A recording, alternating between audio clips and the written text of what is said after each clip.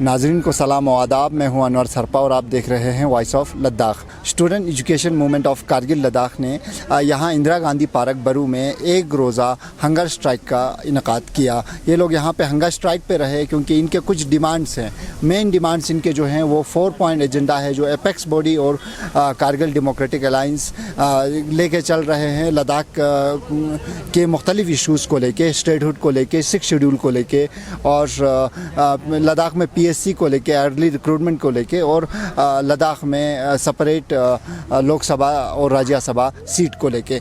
पेश है voice of Ladakh की ये रिपोर्ट। तो आज के जो हमारी ये असेंबली जो हंगर स्ट्राइक का जो हमने रखा है, एक दिन का 1 डे जो असेंबली हंगर स्ट्राइक रखा है, वो आज हमने 3 मुद्दों का रखा है। स्पेशली जो आज का जो हमारा मेन मुद्दा वो जिस पर हमने रखा है वो हमारे कासोना मौसुक का, जो हमारी लद्दाख का काफ़ी वेल नॉन और वेल रेनॉइड पर्सन, उसकी जो उसने क्लाइमेट जो फास्ट हंगर स्ट्राइक रिप्रेजेंट उसकी सॉलिडरिटी में रखा है, उसका तावन रखा है। सेकेंडली जो हमारा वो कारगिल डेमोक्रेटिक अलायंस और अपेक्स बॉडी का जो 19 जुलाई को जो मैं उसके साथ मीटिंग हुआ था, उसका अभी तक गवर्नमेंट की तरफ से कोई वहाँ से रिएक्शन, उनका आंसर वह नहीं आया, इसीलिए रखा है।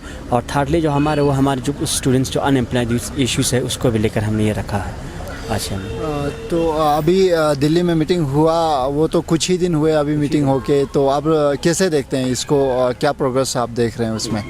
ये फर्स्ट टाइम नहीं हुआ है मीटिंग, पहले भी बहुत हुआ था उनकी तरफ से। हाँ हुआ था, बट अभी डिसाइड हुआ है। अभी देखते हैं, उनके पास कोई जवाब ही नहीं आया क्योंकि पिछले एक फर्स्ट टाइम मीटिंग नहीं आया। पिछले एपेक्स वालों के साथ लगवा, फिर केडे वालों का असल लेके गया था, अभी तक कुछ भी नहीं आया ना उनके साथ हुआ। लेकिन हाँ, आज जो भी डिस्कस हुआ है जो 4 एजेंडा में, उसके एक एजेंडा पे आज तक बात नहीं हुआ।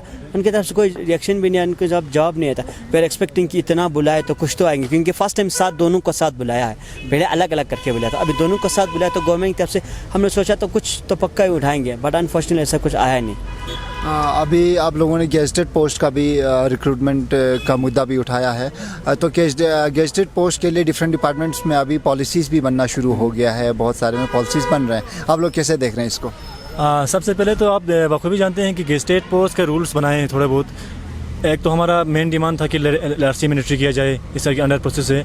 आप जब तक यहाँ आउटसोर्सिंग, आपको पता है चल रहा है, जब तक आउटसोर्सिंग बंद नहीं होगा यहाँ ये लोग रिकमेंड करने वाले नहीं है, क्योंकि इनके पास जो मेन पावर की कमी है वो आउटसोर्सिंग के थ्रू ले रहे हैं। वो आपने देखा होगा आउटसोर्सिंग के थ्रू बाहर के लोग भी आ रहे हैं। हमारे यहाँ लद्दाख के बड़े बड़े स्टूडेंट्स हैं, PhD होल्डर्स हैं, वो बेरोजगार बैठे हुए हैं और ये लोग आउटसोर्सिंग के थ्रू बाहर के बंदे आ रहे हैं। जैसे कि आपको पता होगा लास्ट टाइम पंचायत डिपार्टमेंट से कुछ आया हुआ था, जो बाहर से 2 बंदूक को लिया था, हमने ट्वीट भी किया था, इसके खिलाफ आवाज़ भी उठाई थी।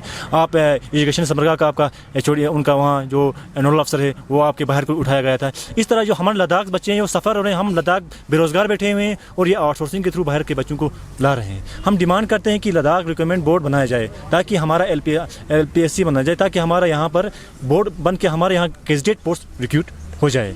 गेस्टेड को लेकर मैं गेस्टेड पोस्ट लोग मैं कुछ यहाँ कहना चाहता हूँ। ठीक है, आपने कहा भी पॉलिसी बन रहा है। पॉलिसी जब से लद्दाख ये यूटी में तब से पॉलिसी बन रहा है। इनका ना आप पॉलिसी उठा के देख लेना, कोई भी हमारे फेवर में नहीं है। ये ऐसा है ना, बंद कमरे में उन्होंने अपना पॉलिसी बनाया है, किसी को कुछ नहीं बात। उन्होंने ज़रा भी ये नहीं देखा कि whether is in favour of students are no, whether किसी की फेवर में है कि उसने ज़रा भी नहीं देखा। उठा के देख लेना, कितने बार हमने क्रिटिसाइज़ किया था इस पॉलिसी को लेकर। अपने आपकी इन्फॉर्मेशन के लिए बता दूं, ये जो पॉलिसीज़ हैं ये कम से कम 1 महीना या कुछ टाइम के लिए पब्लिक डोमेन में भी रखा जाता है। ये रोज़ वेबसाइट पे आ रहे हैं पब्लिक डोमेन में, इसको उसके लिए पब्लिक रिव्यूज़ के लिए दिया गया। आप लोगों ने उस पर कुछ लिखा, आप लोगों ने कुछ उसको पढ़ा, दिया, क्या किया?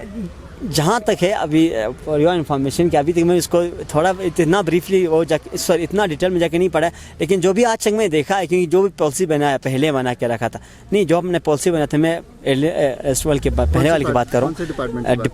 डिपार्टमेंट उसमें क्या आपका एजुकेशन है, आपका रेवेन्यू डिपार्टमेंट है, जहाँ पर 70-50 कर देता है। एजुकेशन डिपार्टमेंट है, आपने दुनिया भर के जनजातियों को उसमें ला के रख दिया। हमने पहले भी इस पर कई बार प्रेस कॉन्फ्रेंस कर चुका है। नहीं, इसमें हम फेवर में नहीं है, मैं आप क्लियर करके। तो आप गेस्टेड के पोस्ट का, नॉन गेस्टेड का, आप एक चीज़ बताओ, गेस्टेड पोस्ट का आप बता रहा पॉलिसी बना, नॉन गेस्टेड के यहाँ ठीक तरह से रिक्रूटमेंट नहीं हो रहा है, उसमें भी इतना गड़बड़ दिख रहा है। अब गेस्टेड पोस्ट मीन्स हायर होते हैं नॉन गेस्टेड। अब मान नॉन गेस्टेड में छोटा सा उसको आप क्लियरली उसको कंडक्ट नहीं कर पाते, उसके नहीं, मुझे नहीं लगता कि कहीं ना कहीं नॉन गेस्टेड में जो गड़बड़ दिखा रहा है वो गेस्टेड में इस तरह की हम उससे उम्मीद नहीं कर सकते। इस आप क्या कहना चाहेंगे? आपको पता है लद्दाख SSC के नाम से इन्होंने एग्ज़ाम कंडक्ट करवाया, 1 साल होने को आया, अभी तक रिजल्ट का पता नहीं है। फिर से एक नाटक कर रहे हैं अभी एसएससी का फिर से। और देखो, और से बड़ी बात यह है कि हमारे सब बात करते हैं कि हमने ड्यूटी बनने के बाद 6000 करोड़ हमने फंड लाए, यहाँ पर 6 ये लाए, फंड लाए। इतने पैसे लाने के बाद आप 10,000 बच्चों के लिए एक सेंटर मुहैया नहीं कर सकते करगिल लेह में।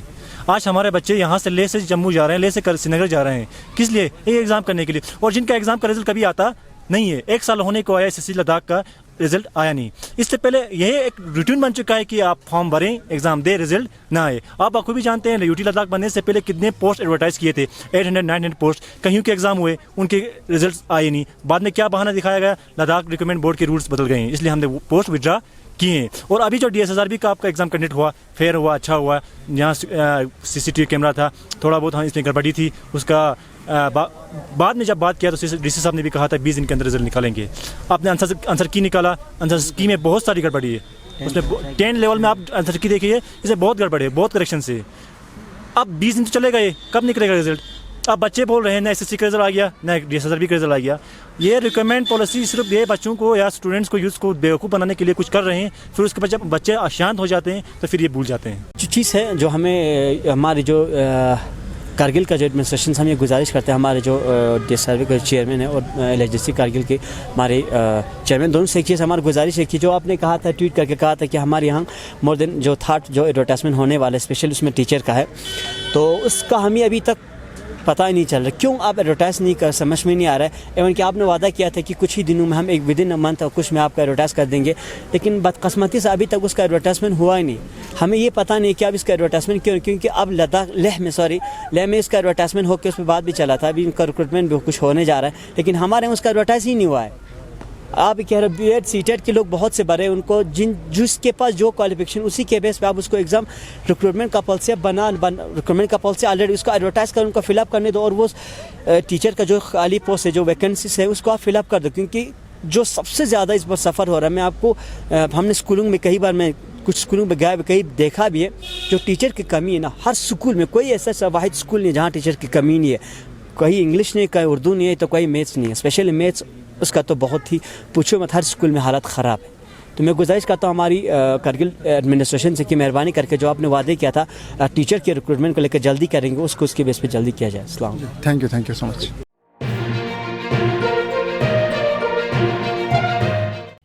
मकामी, कौमी और बैनुल-अक़वामी ख़बरों से बाखबर रहने के लिए चैनल को लाइक, शेयर और सब्सक्राइब करें। साथ ही बेल आइकन दबाना न भूलें।